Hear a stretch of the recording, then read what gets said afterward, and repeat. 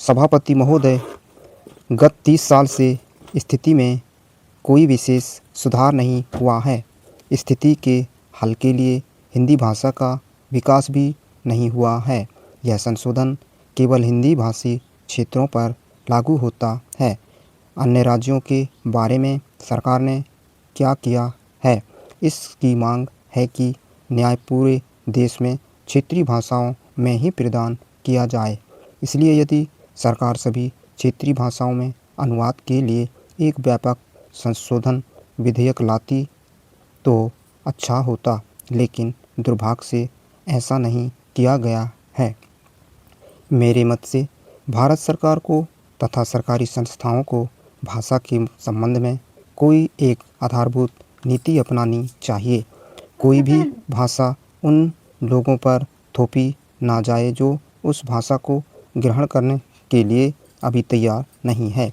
भाषा तथा भाषा के बीच किसी प्रकार का भेदभाव नहीं होना चाहिए।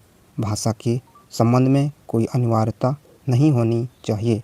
विभिन्न भाषाओं लोगों के मध्य अनावश्यक बाधाएं ना हों। त्रिभाषा सूत्र सर्वसम्मति से स्वीकार किया गया था। दुर्भाग्य से संसद द्वारा दिए गए वचन को कार्य रूप में लागू नहीं किया गया। इससे कठिनाइयाँ उत्पन्न हुई। आज भी हिंदी भाषी क्षेत्रों के हमारे मित्रों ने दक्षिण की भाषाओं को नहीं सीखा है। मुझे मालूम है कि आखिरकार हिंदी राष्ट्र की भाषा है, इसका कोई विकल्प नहीं है, लेकिन साथ ही साथ अंग्रेजी को भी बने रहना है। हमें आने वाली लंबी अवधि तक अंग्रेजी को राजभाषा के रूप में स्वीकार करना है। हमारे देश जैसे बड़े राष्ट्र में 2 राजभाषाएं हो सकती हैं। इसके साथ हमें क्षेत्रीय भाषाओं का भी विकास करना चाहिए। वे क्षेत्रीय भाषाएं हैं, लेकिन हमने उन्हें राष्ट्रीय भाषाओं के रूप में उनके महत्व के कारण स्वीकार किया है। आज हम अधिक से अधिक कट्टरपंथी और संकीर्ण विचारधारा वाले बन रहे हैं। भाषा तो केवल बातचीत का एक माध्यम है।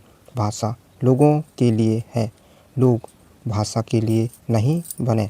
अतः भाषा के प्रश्न को प्रतिष्ठा का प्रश्न नहीं बनाया जाना चाहिए।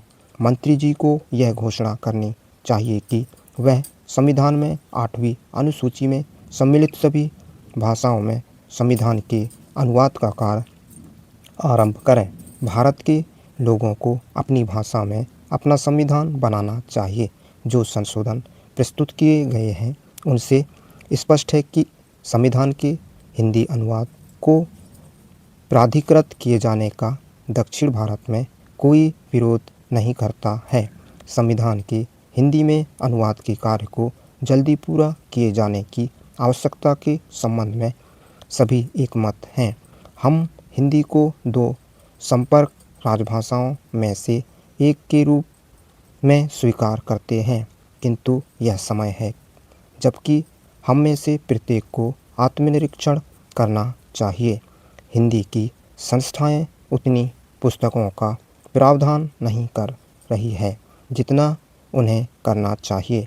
मेरा कहना है कि सरकार की उदासीनता के कारण ही हिंदी को व्यावहारिक रूप से उचित मान्यता दी गई है। स्टॉप।